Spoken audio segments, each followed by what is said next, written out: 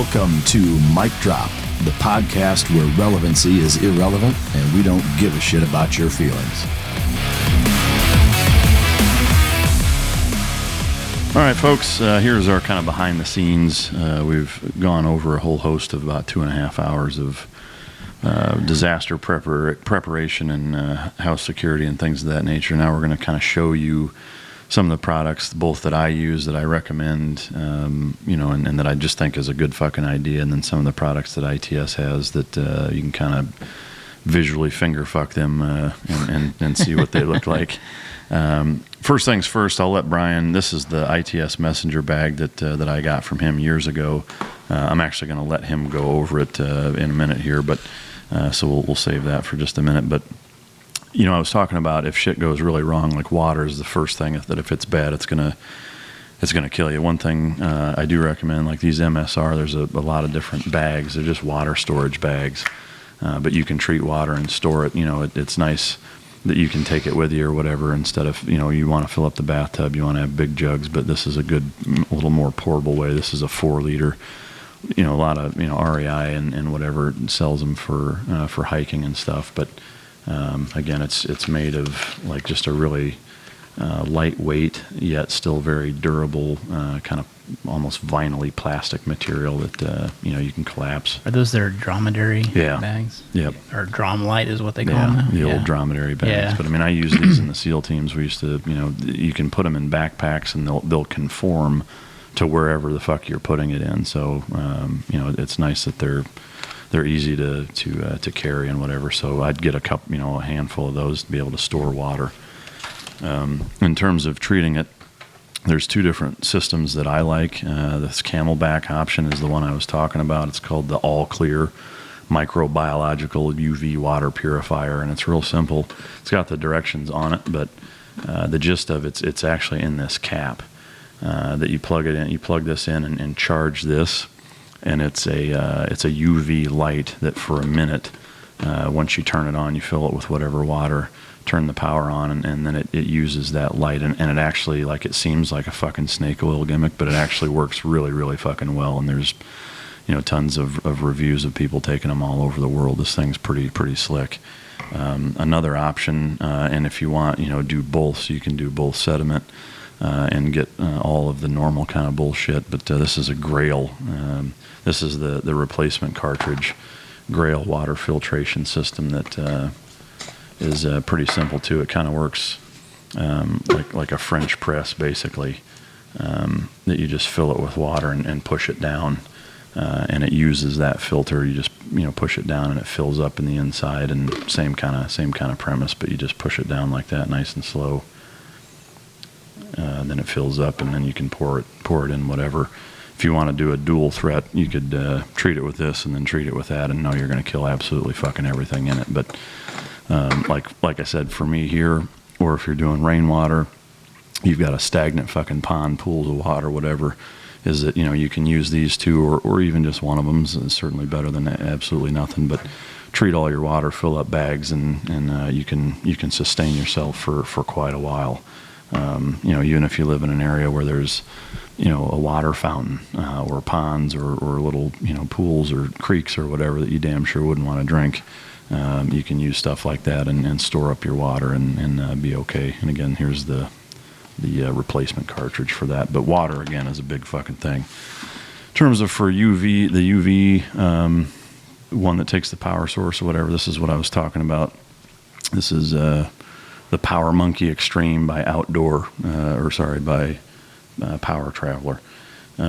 Is that this actually works fairly well. And it's just a little system that bifolds out. As you can see, it's not very big, and it takes several hours. But it's charging cords in here, and so you just flap it out and have it in the sun. Charge your shit up, and you can charge, like I said, the water purifier. You can charge phones, anything basically that you need to charge, and it's a portable, lightweight. You can throw it in the backpack, a vehicle, whatever, and then if you're stranded or whatever, you can still charge your water purifier, or again, whatever other technologies or devices you have. This is a pretty good option. All right, so I'm going to turn it over. The next products are all stuff that Bryan sells. We were talking about some of the trauma kits. There's also a little EDC, the everyday carry, kind of prisoner escape and evasion mechanism, but I'll let him talk about his backpack and the rest of his stuff. The little kit's on the table in there. I gotta grab that in a second. So I guess in essence, this is our Discreet Messenger Bag, and the design kind of came out of wanting something that was super versatile. So we made another messenger bag that we kind of dubbed the Discreet Messenger Bag, but it wasn't as modular as I wanted it to be. So the goal was, I'm trying to make a bunch of noise with the buckles, but the goal was with this is to make kind of a hollow body that you could customize how you wanted it to be. Yeah. So the entire interior is lined with loop Velcro, so you can put accessories and things like that. Let's show that. Look at that. Fat wood. That's right. Just like we were talking about. The entire interior is lined with the loop Velcro on all four sides, so you can customize that however you need to. We make accessories kind of like these shock cord inserts that Mike has in here. So this is kind of a loop shock cord system that you can customize with whatever you need to put in there. But then we make like a laptop insert. It's called the tech sleeve if you want to put that in there. But then the big feature of this bag is that all four pockets are on the side, of the two on the sides and then two in the front, kind of have this snap system. So you can snap the pockets together so it keeps them flush if you're not using the pocket. But then it kind of quickly enables you to open them up. And we make these zip bags. So this has our Booboo Kit Plus in it in this zip bag, but you can basically dock in and out these zip bags, and you can still button this up after you put the bag in. And, it kind of gives you that quick access with the pull handle. So, if you need that bag, you just pull out on there like that, and now you've got easy access. But the pocket's the same size on all four of those, so you could put 4 zip bags if you wanted to. So you could customize that with different accessories that you need to take one day and not the other, so you can kind of hot swap them out like that. And then the kind of the front of the bag is more kind of where that discreet aspect comes in. So not only do you have a bypass in the front to where you can get into the interior of the bag if you need to. Let's say you had a holster on the interior on the Velcro. You could get into that easily without opening the whole bag. But we do have Cobra Buckles that secure the bag flap. And one of the reasons is because these are some of the best buckles on the market. They're very easy to open one-handed as well as close one-handed if you need to. And they're not going to break. Yeah, and they're not going to break. So that's one of the biggest things. And then the discreet nature kind of comes into play a little bit with this pocket here. So this is kind of a flap that Velcros down. And even though there's really not visible Velcro on the bag once it's secured like this, if you wanted to have something to display identifiers or what have you, you can tuck this flap into this pocket that's in the interior lid right here. So you could tuck that behind if you wanted to get that out of the way and display the loop if you needed to. And then on the back there's an accessory waist strap if you needed to put that around your waist if you're moving out in a hurry or running. And then this is the actual strap that comes across to hold it on the shoulder. To turn it into the Merce or man's bag. Yep. What I actually like, and I don't know how well you can see it, I'll show it up close as possible, but the material that this thing is made out of is actually, above and beyond just the design is one of the things I like the most about this is how fucking heavy duty it is. Like, this is a bag you'd have for the rest of your fucking life, honestly. Yep. And it reminds me of the way military shit used to be made. Yeah.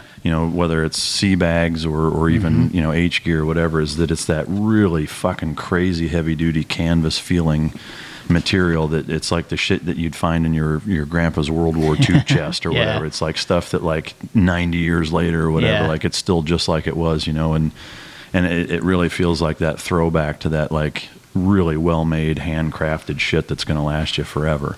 Well, what's really nice about that is, and then you're right on, it's wax canvas. Yeah. And what's great about it is that you can re-wax it. So if over time it loses its, luster, which, right now you can kind of see that it's, in some areas it's worn more than others, you can actually get wax and kind of re-wax that and make it waterproof again. I like the distressed look myself. Yeah, I do too, actually. Motherfuckers, it's being used. Yep. But one thing too, just, for the, we talked about some of this stuff. like, this is a good go bag for me that I keep in my vehicle as kind of like an emergency bag. And we talked about the fat wood. It's good kindling type material. I typically keep in my car, I have it kind of apportioned out, but some sort of fire starting device. I keep this med kit in there as well. And just a handful of these meals. I got some breakfast meals and chicken with rib meat and eggs and bacon. I saw your spaghetti with meat sauce. Yeah, that's my favorite. Yeah. One can of gas, and then I keep a jet boil in another part of my vehicle. But and you can mix and match however. But it's a good, really nice bag for again. I mean, you could use it for normal day-to-day use. I use it for a go bag, like I said. But you can fit a fair bit of stuff in there, and it's just really, really well made. I like it a lot. But anyway, now if you can, you want to kind of go into the other products that you have here. So, the trauma kit that you're talking about carrying, that's our ETA trauma kit. And this is an old school one. Yeah. So Mike's had this quite a while. That's right. I love it. But the premise of this design, and we came up with this design basically back in, I want to say 2010 or 2011. There's a lot of knockoffs on the market now, unfortunately. Yeah. But the premise is that you have this nice tear down handle. So you can either get to a vacuum sealed trauma kit inside, or you can actually lay out the components inside our trauma kit. You can take it out of the vacuum seal kit and actually have these ready to work out of if you need to. So that's kind of a great method for those. And this is kind of the evolution of our trauma kits. This is kind of a new thing I haven't really shown yet, but this is kind of how big they used to be, and we're experimenting with kind of some smaller components and smaller lightweight stuff, and we're getting them even smaller and more easily manageable. So that's what you want to just read off what all. Yeah, so I mean, it's got quick clot gauze, it's got a decompression needle, it's got a MPA, the 28 French nasopharyngeal airway, it's got a pressure dressing, it's got compressed gauze, it's got a pair of nitrile gloves, and then it's also pretty much got everything that used to come in our kits. But the big deal is we eliminated some of the non-essential stuff, in our opinion. So like 9 times out of 10, you're probably not going to use a casualty card or a pencil or anything like that. So we were able to kind of remove those things from it. Yeah. The elastic bandage can actually the pressure dressing can actually be used as an elastic bandage. So we were kind of able to eliminate that too. But, that's kind of the big stuff is that, and then we've also got chest seals in here too, which, companies are coming out with even smaller chest seals now that still do the work of a large chest seal. Yeah. So one thing too, just, for those of you looking at it, like this pouch again, even if you don't want to take that or use it, whatever, like there's a lot of shit you can use these pouches for. They're just, they're very well made, very well designed to use whatever the fuck you want on. But it's good shit. It's always good to streamline stuff. Yeah. So, one of those things that we advocate too is the tourniquet. And the reason I like the Soft TY tourniquet is because you can kind of use this flat folding technique we came up with to make it pretty damn thin. So it's easy to carry in a back pocket if you needed to. Or we make this EDC kit, which has got a flat folded tourniquet inside of it. Yeah. So this is a great pocket kit. Sometimes it'll come with a sleeve too to protect it a little bit, but that's a good option. I mean, you could throw that in your fucking back pocket. I mean, no that's a pretty easy thing to carry on a daily basis. But or a glove box or whatever. Yeah. And then this is our Booboo Kit. So we talked a little bit about kind of having the trauma kit and the Booboo Kit to cover kind of the first aid aspect too. Yeah. So this is kind of our kit to cover that. I mean, it's an extensive list of stuff, and it's very low key in terms of cost. We're talking $50 for this thing or the smaller Booboo Kit inside of here, which is only $20 if you buy that. So it's got a 4x4 gauze. So just like we were talking about Quick Clot in the podcast, it's got that hemostatic agent in a 4x4 form so that you can at least have something so maybe it's not super traumatic bleeding you need to pack a wound with, but it's just surface kind of stuff. So that's what the 4x4 is for. Then it's got a couple more 4x4s, pair of tweezers, a couple of sanitizing wipes, some surgical tape, a CPR face shield, a cold pack, an irrigation syringe. It's also got a pair of nitrile gloves, a triangle bandage, a bunch of Band-Aids, and not those cheap, shitty Band-Aids that always fall off when you wash your hands. It's got real, legit, good Band-Aids. Fucking Band-Aids. Yes, exactly.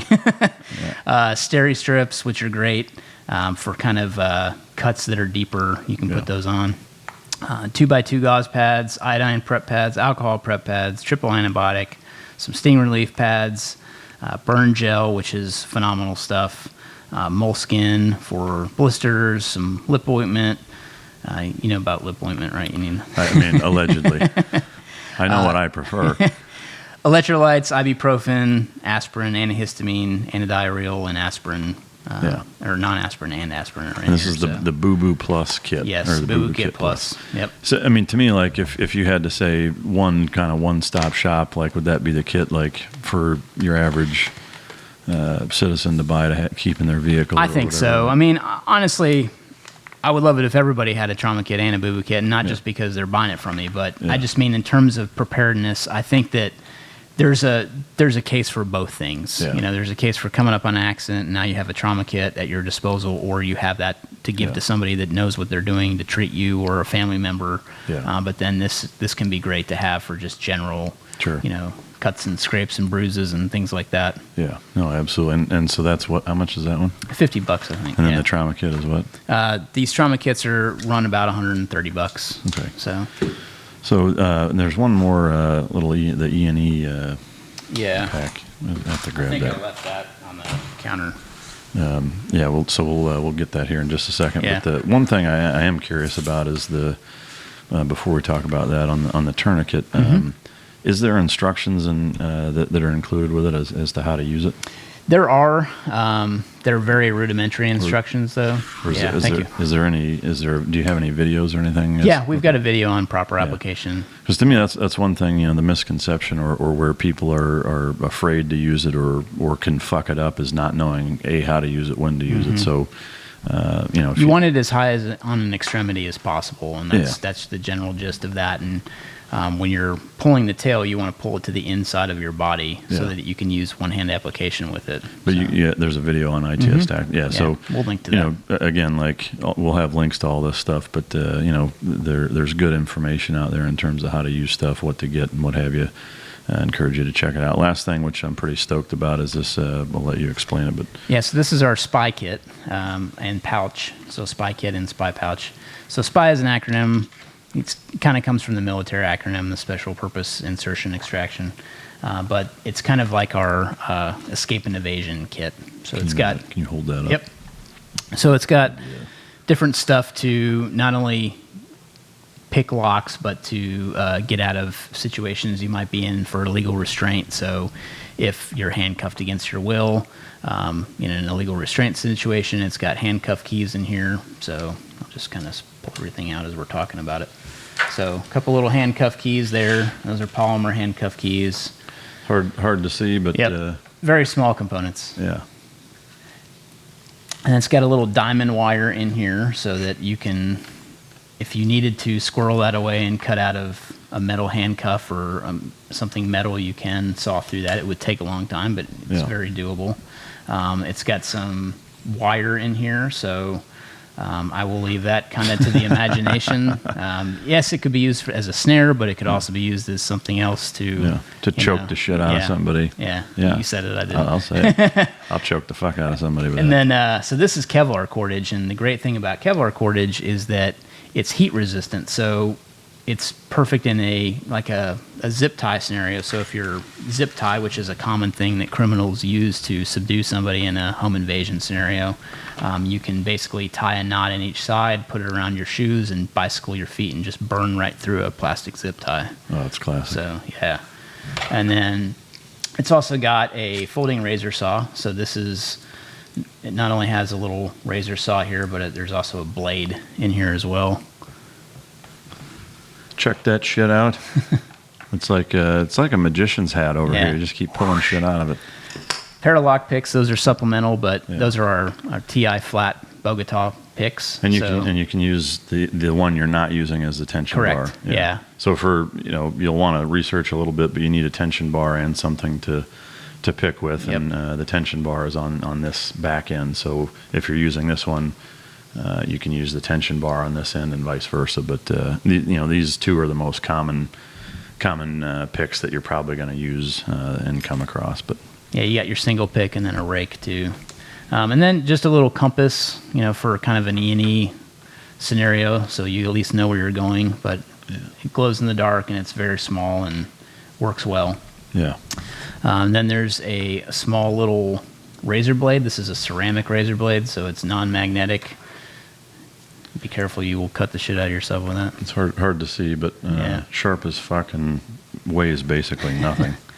And then these tools are kind of specialty tools. One is a handcuff shim, so if we were to look at a handcuff, if it's not double locked, you can actually insert this into the handcuff and just kind of open the ratchet on them. I mean, the reason we have stuff like that with handcuffs and the keys and things like that, I mean, handcuff technology is left over from 1919, and law enforcement is still using it for some reason. But it's available to anybody. So I can go onto Amazon and buy a pair of handcuffs and go subdue somebody with them. So, you know, in my opinion, why not be able to get out of them? Yeah. And then one of these is called a quick stick, and one of these is called an easy decoder. And the difference is the easy decoder is very thin and flexible, whereas a quick stick is pretty rigid. Yeah. So this can be put into a padlock, and you can actually bypass the lock on a padlock and shim it right, or bypass it right open. Yeah. And then same thing with the easy decoder. If you have a combination lock, you can thread this into the wheel and actually pop it right open. Oh, nice. Yeah. To me, one of the neatest things about this, if you can talk about the package and how you can incorporate it into a belt, like, I mean, you can basically have it where A, you can't see it, and B, you'll forget that it's even there. Yeah, the great thing about it is that if you insert this with the kind of rigid side, so we purposely integrated this to have a rigid piece of plastic, basically, or HDPE inside of here, you can push this into your belt there, throw it on the flap, and then move the elastic above this, and now it's trapped inside of there, and you can flip over the top elastic too, and you can imagine your belt kind of riding in between this right here. Yeah. You know, and then you can kind of keep that on your belt, and you can actually work out of it. So you drop the bottom elastic, and it's still kind of retained by your belt here, and you can actually get to everything still in the kit. Yeah. So you could keep that like either an appendix carry up front or in the back, depending on where you were. Yeah. Yeah. And then also, if you wanted to, I mean, you can't really work out of it this way, but you could carry this on the small of your back by routing your belt through both the elastic straps. Yeah. Okay. So, yeah. That's a great little piece of gear. I mean, to me, like for all that shit that you get in there and how small it is, it's pretty amazing. How much is that one? So the pouches are about $30, and the kit itself is, I believe, $79. Don't quote me on that, though. I might be misremembering, but yeah. At any rate, good piece of gear, lots of good shit. There's a lot of other products on itstactical.com. This is just kind of a sampling of some of the stuff, but lots of good reviews, good videos. Go check it out. Hopefully you learned something, can take something away from our reviews of stuff and our discussion and whatnot.